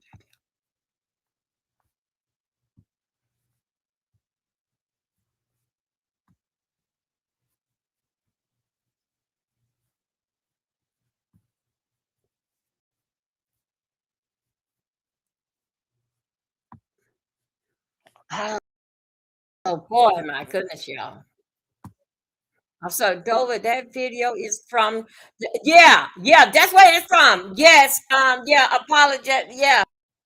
QI. I heard Dover if you drop okay, here we go. Wait, QI. Let me do that.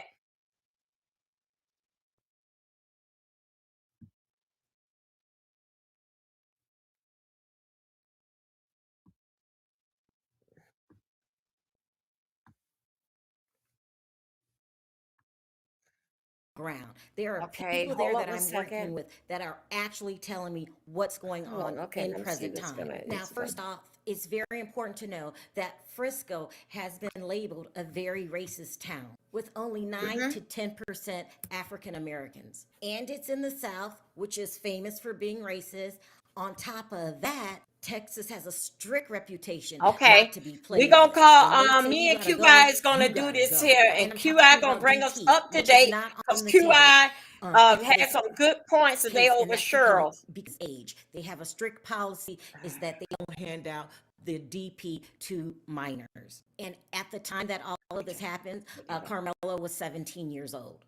And we know that this case has turned extremely Okay, I racial dropped it with for you. both sides going at each other. And that could be why the judge has this unusual setup going. Now, I've covered QI, a it lot of been dropped trials, right and a here. lot It's of there. times, if you are the media, you get taken into what's called the overflow room because remember, he's only allowing 9 members of the media in the courtroom, and it's local media. It's not like these big How y'all powerhouse doing? media. So that's weird. And have a lot of the Carmelo Anthony supporters saying this is a setup. Another thing, he doesn't allow everyone to enter the courtroom at one time. It's systematically. First, the lawyers go in, and then you have to wait a half hour, and then the media goes in, and then you have to wait, and then the public goes in. And that's really unheard of, especially when I used to attend the trials in Los Angeles. You guys know Let me I'm see. from QI. California. It's I like, dropped what? it. I've never heard of this before. And if you're lucky enough to get into the overflow room, most of the time you get to experience what's happening on a TV monitor. But not in this case. They're just sitting in silence as the jury's being selected. Now, that's very, very, very, very, very, very strange. But he can run it any way that he wants to. Also, outside, they're keeping the two sides separate. Okay, I'm talking about the Carmelo supporters versus the Austin supporters. Now, in the judge's defense, maybe he's doing this because he feels like this is so emotional. He doesn't want anything to happen. And maybe that's why he's doing it. I don't know. Also, both sides are not on the courthouse steps, they're separated and back a little bit. And I'm being told that's because he doesn't want outside noises to affect what's going on in the courtroom. You know how, like, you'll hear cheers, you'll hear boos, stuff like that. Now, all of these unusual steps that he's taking has kind of backfired on him a little bit because bloggers have no access to what's going on in real time. It forces you to kind of talk to both sides, And by doing that, I feel like some of the white people are softening up and kind of trying to understand what's going on from Carmelo's point of view. Now, the Carmelo camp feels like that this entire thing is a setup, starting with the jury selection. According to the rumors, there's only 2 black people that are being considered for the jury, and they're over 40 years old. So the Carmelo camp, they're pretty heated. Now, let's go over this police report one more time because it's very important. According to the police report, a rainstorm just suddenly happened and everybody ran for shelter. Carmelo ran under the opposite school's tent, and that school is called Memorial High. The school that Carmelo went to is called Centennial High. So he ran into a tent full of students from Memorial High. So Carmelo is sitting on a Hold bench up, wait a under minute, the tent. hold up. Okay, wait a minute, hold up. Austin comes to his, Okay, you're not supposed hold up. to Wait. be here. And he had to leave. While this is going on. Okay. Hold on. Let me go to this here for a minute.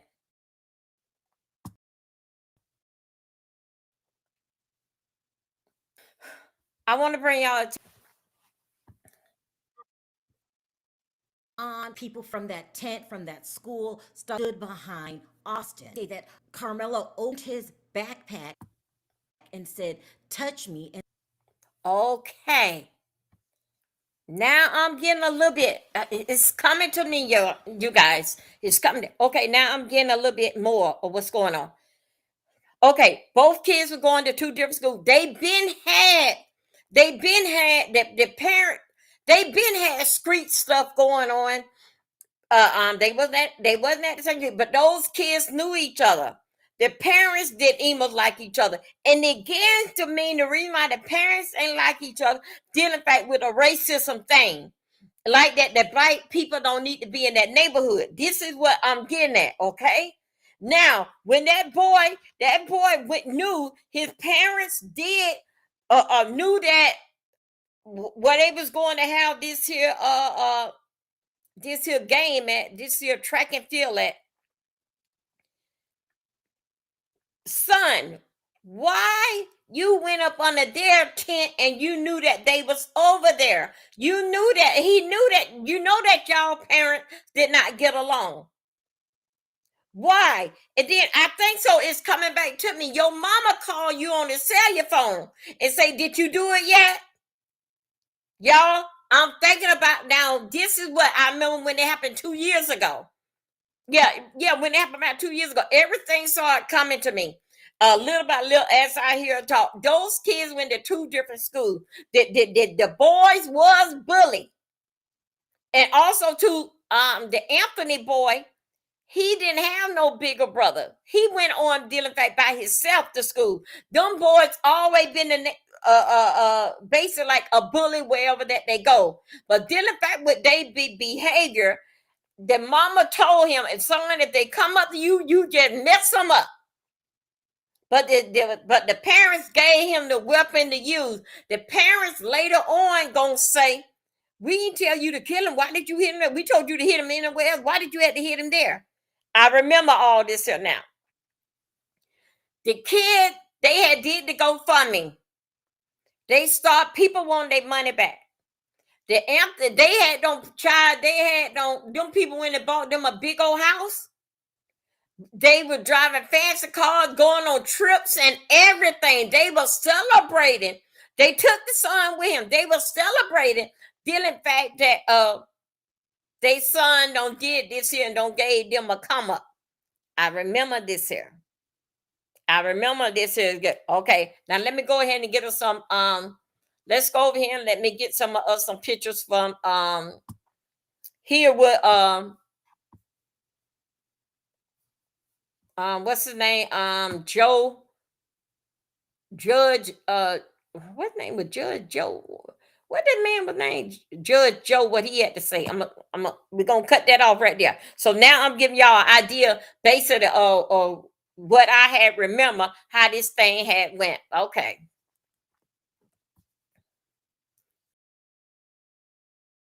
Okay, come on.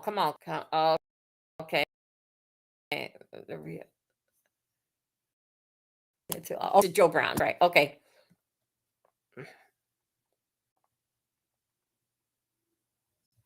Oh, come on.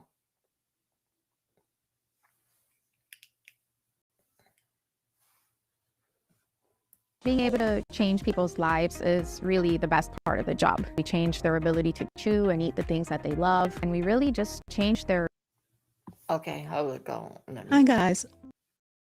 Let me share something with you real quick. Here's the thing. Not the coverage itself. Won't somebody really do feel sorry for me? Okay, let me delete everything. Come on here, girl. Okay, good. I got that part there. Let me go right here. Let me go right here.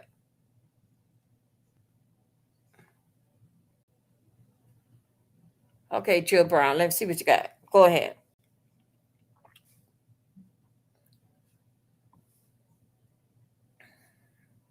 In the Arkansas Supreme Court 23 minutes before they were going to execute. At trial, I was lead and I am responsible Joe for the Brown. Oh my goodness. brief. And the Arkansas Supreme Court unanimously set aside the death penalty and the conviction, and one of the three bases that they unanimously agreed Hold on upon a second. Let me. gets 5 preemptory challenges and the defense gets 7. All right. The theory would be that the state's case has got to be so obvious that they don't need all that many challenges because they ought to be able to. Joe Brown. Damn, sometimes I like you and sometimes I don't. You supposed to be talking about this here boy here.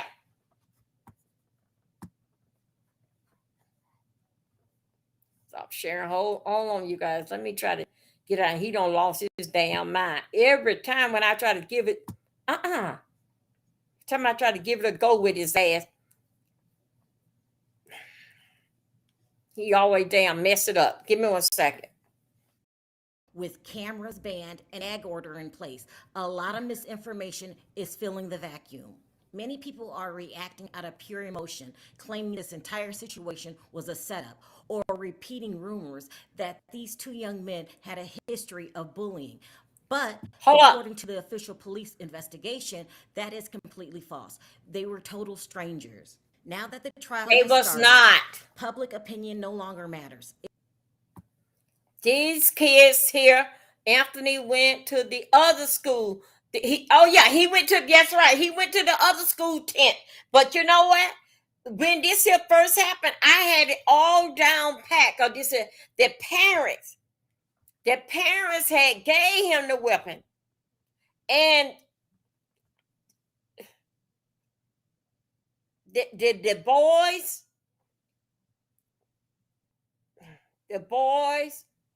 were bullies. And so is the daddy. The Anthony's had told their son, don't run no more. If they come up, you got to stab one of them. This is what you do. But then the fact that knowing that they was going to have this here track meet, they both come into different school. Anthony, his mother told him. The boys, when he went up under the tent, the boys told him to get from under there. They had already had a beef around town with these two families. Now, I had followed this here. I'm just not picking it back up when it started this week. I just haven't did nothing about it. But I do remember back when it happened 2 years ago, because I was on top of it, just waiting.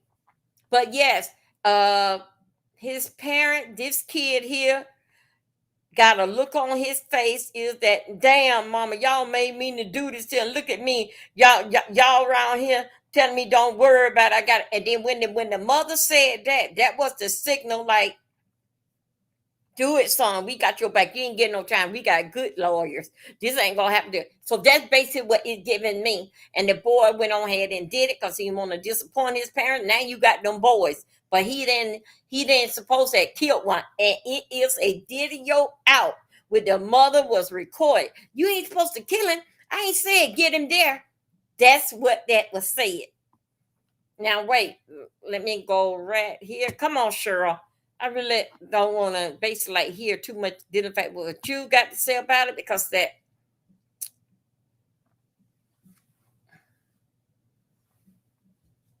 Hold up 1 second.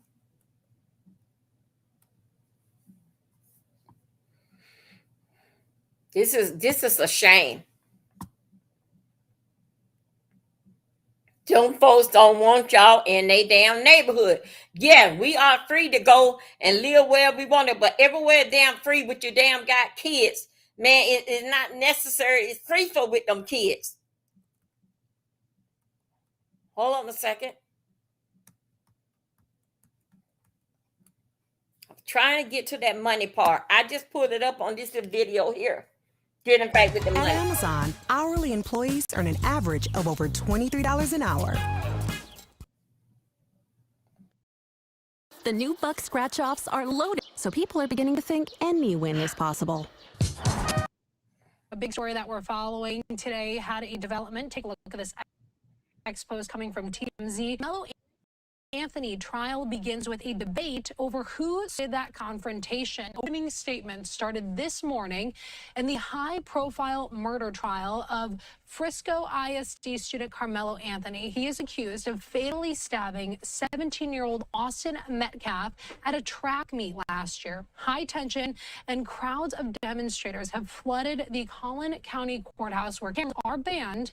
This trial follows a contentious jury selection process on Wednesday, where an all-white 12-person jury was finalized after Judge John Roach Jr. overruled defense objections to the state striking 3 black potential jurors. So joining us now to break down the legal stakes is criminal defense attorney Jeremy Rosenhall. Jeremy, thanks so much for joining us here on Live Now from Fox. Hi, how are you? Good. All right, so let's just start with these opening statements today that happened at the Collin County Courthouse. How would you describe the atmosphere and just the pressure inside the room as this trial gets underway? Well, it's certainly a spectacle. I practice in Collin County, Texas. I was in the Collin County, Texas courthouse just this morning. There's a palpable security that's around. The courthouse is a bit of a ghost town because of this trial. And candidly, Collin County is a county of about 1 million people. I don't know that I've ever seen an atmosphere quite like it. They have had high-profile cases there before. But I imagine it's pretty tense. The court has had some very strict rulings with regards to publicity, with regards to security and things. There's just been a really unfortunate history in this case of online misinformation, threats, things like that. So the county is really taking no chances when it comes to security, no chances when it comes to the integrity of these proceedings. A lot of headlines are saying, you know, those opening statements today were a little bit heated. Break that down for the viewers.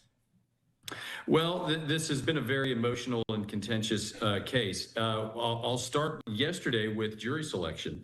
During jury selection, there were 3 what are called Batson challenges. A Batson challenge is a challenge essentially claiming that one side, in this instance, the state of Texas, was accused of racially motivated jury strikes. That's a pretty big, I mean, there's just no other way to say it than this, Anna. It's kind of a middle finger to another lawyer when you make a Batson challenge. You're calling the district attorney of the county a racist. And that's something that's kind of fighting words. This is the equivalent, if you will, of a fight that breaks out in the middle of a hockey game. These are professionals. Everybody knows each other. The defense attorney and the prosecutor used to work together, but Batson challenges certainly kind of raised the temperature quite a bit. In addition to what the high stakes at this trial already is, I can imagine that the opening statements are every bit as emotional and passionate. How does seating a 12-person jury with 0 black members change the defense's approach in a case that's kind of already creating that intense racial tension that we just talked about? When you're preparing for trial and when you're sort of kind of going in general defense of your case, you've drawn up this play in your playbook for months now, and listening to the jury probably isn't going to really impact if you're going to make any adjustments on the fly or anything like that. It's pretty interesting for the reason that Collin County, again, is a county of roughly 1 million people that is very diverse in a lot of different ways with a lot of different demographics. So it's going to be a bit of an anomaly to have a jury that is devoid of any particular race in any case. I think that we probably pay more attention to that on the outside of it, the media, the spectators, other lawyers in the community. We might sort of pay a little more attention to that than they might actually in the actual heat of the trial. We won't know if this was an important factor really until the verdict comes out, and then we might be able to sort of guess about it. What would you say is the biggest hurdle that Carmelo Anthony's team faces in saying that he was acting in self-defense?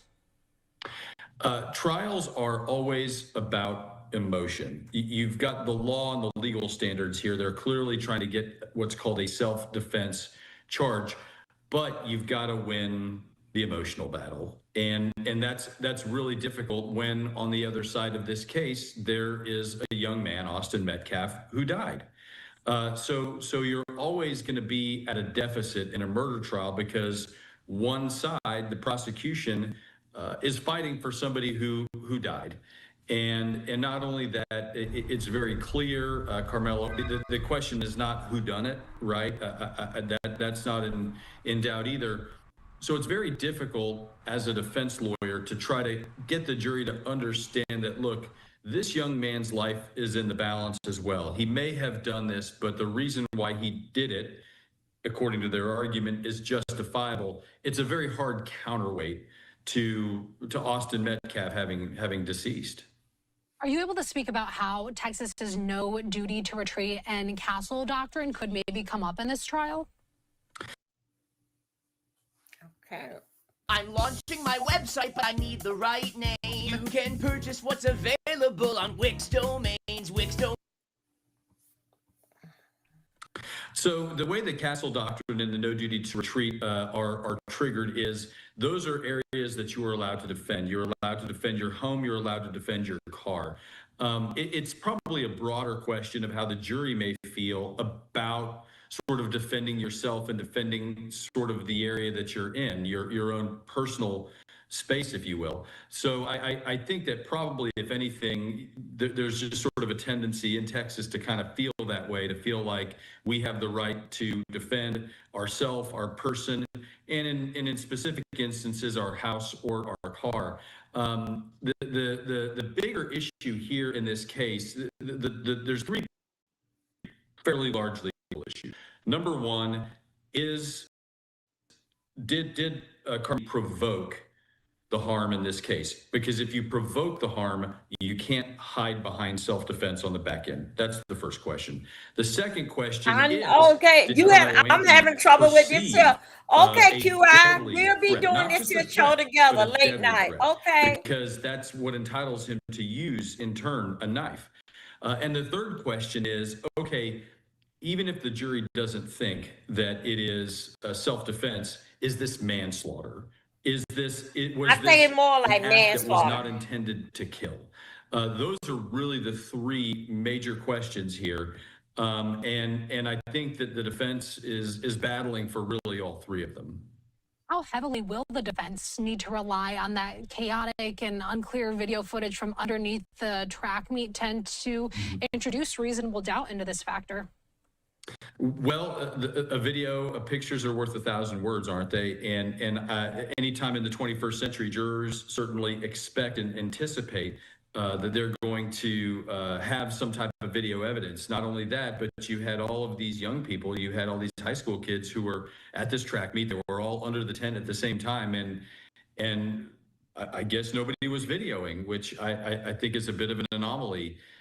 You've got, and look, a lot of trials sort of fit into this category where you have a handful of people who witness the same thing. Nobody's going to have the same perspective. Nobody's going to, it's going to be very rare, frankly, for people to say the identical thing. So there's going to be a lot of confusion that's just inherent for no other reason than you've got a lot of perspectives.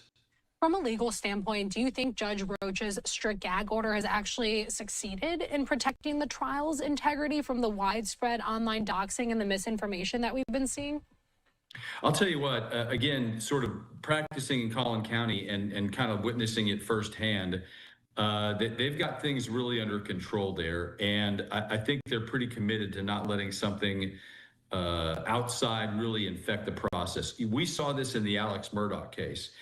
We saw the court clerk come and essentially make herself the 13th juror. And look, when you do that, when you have to try a case again, it's just a travesty in 10 different directions. You don't want to have the victims to have to relive everything and retry it. You don't want the defense to have to waste the time and resources of their fair trial. But not only that, there's all sorts of people who need that courtroom, who need that courthouse for their own divorces, for car accidents, for lawsuits, for criminal, any type of case. So when down to an extent, the access to the courts can't afford for that to be wasted. So Roach's primary concern, Judge Roach is an outstanding times. And I'm sure that he's made it clear that we're going to do this once and we're going to do it once only, and everybody's going to get their day in court. So I have no doubt that the way that he is sort of prepared for this is going to make sure that we don't have to do this again like they did in Alex Murdaugh. The next post on the screen for viewers coming from Fox News, just describing the scene outside the courthouse as that hearing did get underway today.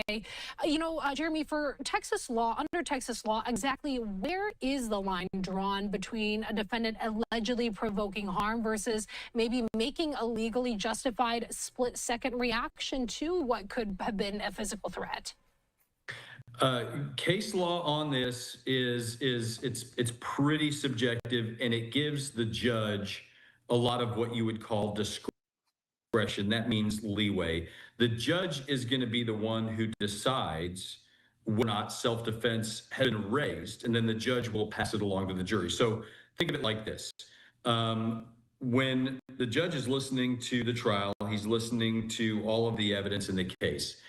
It's like that Snickers commercial where they start reading the really long jury instructions. That's the jury's manual. Juries are, the folks who showed up to jury duty are not lawyers. They don't know what the law says about self-defense. They need a handbook. The handbook is what the judge is giving them in the court's charge. And then once the judge gives it to them, if the judge decides that self-defense is appropriate, it's the judge's decision to put that in there. And the law gives the judge a lot of leeway, and he's going to have to hear some really specific facts that, from Carmelo Anthony's standpoint, he thought he was going to die, and that's why he used deadly force. He's going to essentially have to hear that, and he will almost certainly have to hear it from Carmelo Anthony himself to raise a self-defense and to get a jury charge that allows the jury to acquit under that theory. We know the prosecution's expected to call 35 witnesses.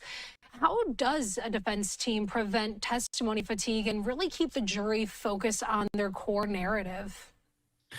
When you're defending a case and you have so many witnesses, the way to sort of approach that is you kind of have what you might call a zone defense, right? The defense has their core theory being that Carmelo Anthony was acting in self-defense, and that maybe, we heard them say it earlier today, that it was Austin Metcalf that was the first one that put their hands on somebody else. So when you're defending a case and you have 35 people that parade on the witness stand, you don't really care so much about people who were there to talk about the weather, who was sitting where. The only time you really sort of get involved, if you will, or mix it up with a witness is if they dispute that fact, the fact that you need to get your jury charge and the fact that you need to win. If a witness comes in and says, no, Austin Metcalf never touched him, then that's when, as a defense lawyer, you're going to tangle with that witness. But if a witness just comes in and says, Carmelo Anthony was wearing green, you sort of let that go and you don't really pick that fight. Looking at the facts of this altercation, is there a realistic path for the jury to be instructed to consider maybe a lesser charge like manslaughter rather than first-degree murder? I think really that's where the big fight's going to be. I think that the path to victory for Carmelo Anthony, for complete victory, is self-defense. I think that's going to be very hard to establish when Austin Metcalf was not armed. I just think that that's going to be hard. Your much better defense, or your much more realistic defense, is to say, look, we didn't wake up that morning deciding that we were going to end somebody else's life. This was an accident. And yes, I used a knife, but I did not intend to kill anybody that day. And I think you can point to a lot of the surrounding evidence that you see with the first responders who were there with Carmelo Anthony, who first dealt with him. In fact, one of them today, Coach Vincent Hooper, testified, I believe, that he believed that Carmelo Anthony was crying and instantly confessed, and that he felt like Carmelo Anthony was being pretty genuine. That doesn't mean he didn't kill him. That may mean that premeditation that you need for first-degree murder is not there. So I think that the prosecution is going to have a much more difficult time convicting on first degree than they are with this self-defense charge. All right, Jeremy, thank you so much for your time and your insight here on Live Now from Fox. We greatly appreciate it. Okay. Have a good day. Wow. Okay. Okay, hold on. Let me go back over here where I'm at. Boy. Y'all, boy, I'm telling you.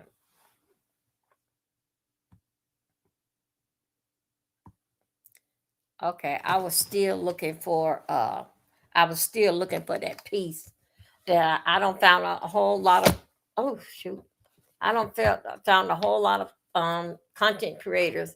To QI, I hope that that you get your device working by the weekend. Me and you can go over it on the weekend, like Saturday or Sunday, to get everybody basically ready. Because I really am following it through now. I want to get to the part. Did in fact, okay, yeah, I understand exactly what you're saying. I think it's hard for to get first degree murder from out of this here. But manslaughter is just the same, but it's not self-defense. Self-defense means that he had a weapon, you had a weapon, you had to protect yourself. No, it didn't. The young man with his brain still not developed, not fully grown, his brains have not developed. He was doing what his parents say. His parents them got a little piece of coin and they said that everything gonna be all right. So basic is doing it. The parents, to me, he didn't want to disrespect, he didn't want to let down his parents, and he won't do it. But it always been something against the family because of the fact that oh my goodness, Toby. Damn, man. Okay, all because that those families do not get along. That is, listening at that boy and his daddy, they look prejudiced.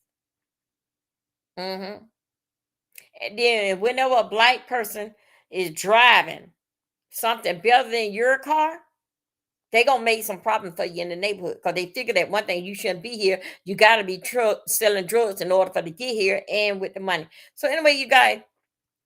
With that there, I'm not gonna beat you too much over with it until I start going through everybody receipts of what they have. Then I'm gonna be able to come back. Okay, let's move on with this here. Tasha K. Oh my God, look at that. Tasha K. Tasha K have 28 days. The lawyer, it does not have nothing to do with the bankruptcy. The lawyer, they came back with that.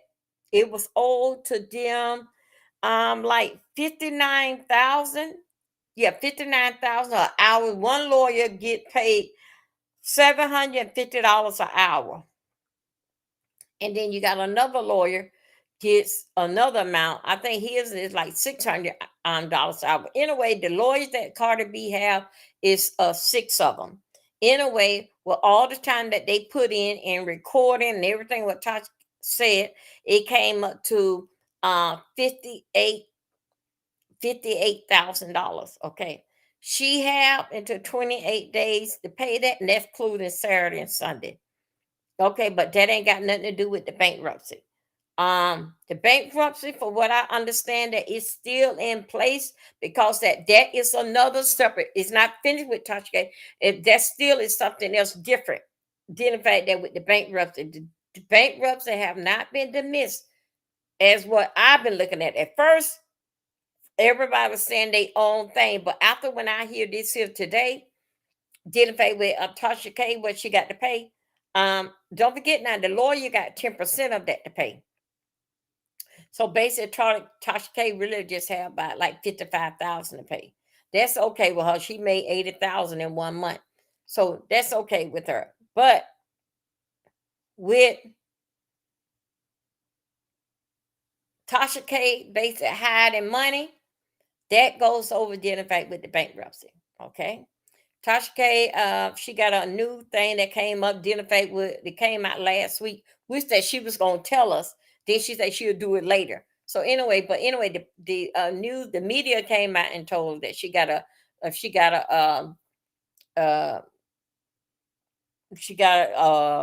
another company that took her on and were interested in her because of course that is sort of like Wendy Williams, like she don't have no unfiltered. But Tasha K, I'm gonna tell you that you're gonna have to carry a deep policy of insurance. Okay. Because one thing about that company, the company that give you a new outlook on life, that company gonna cover their self. You better have some personal insurance to cover you too.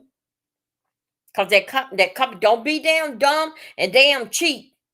That company not gonna look out for you. Yeah, you gonna get there and everybody gonna make money and we all gonna eat prime ribs. Okay, that's fine. But that company is not gonna look after you because people can still go after you personal.